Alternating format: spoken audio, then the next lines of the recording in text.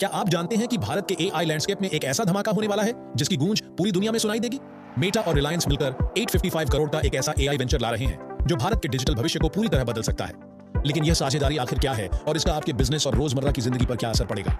REIL का मुख्य उद्देश्य भारत में एंटरप्राइज एआई सॉल्यूशंस को विकसित करना और उन्हें बड़े पैमाने पर उपलब्ध कराना है।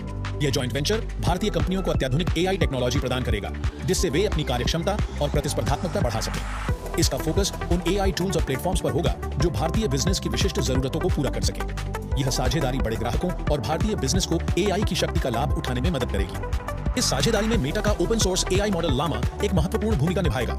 मेटा का लामा मॉडल और रिलायंस का भारत के बाजार का गहरा डोमेन नॉलेज एक साथ मिलकर काम करेंगे।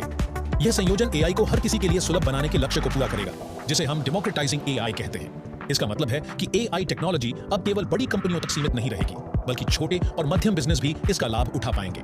यह साझेदारी भारतीय बिजनेस, खासकर छोटे और मध्यम बिजनेस यानी SMBs के लिए एक वरदान साबित होगी। उन्हें सस्ती कीमत पर एआई टूल्स और सॉल्यूशंस उपलब्ध होंगे, चाहे वे क्लाउड आधारित हों या हाइब्रिड मॉडल पर। इससे उनकी प्रोडक्टिविटी बढ़ेगी, इनोवेशन को बढ़ावा मिलेगा और वे वैश्विक स्तर पर अधिक प्रतिस्पर्धी बन पाएंगे।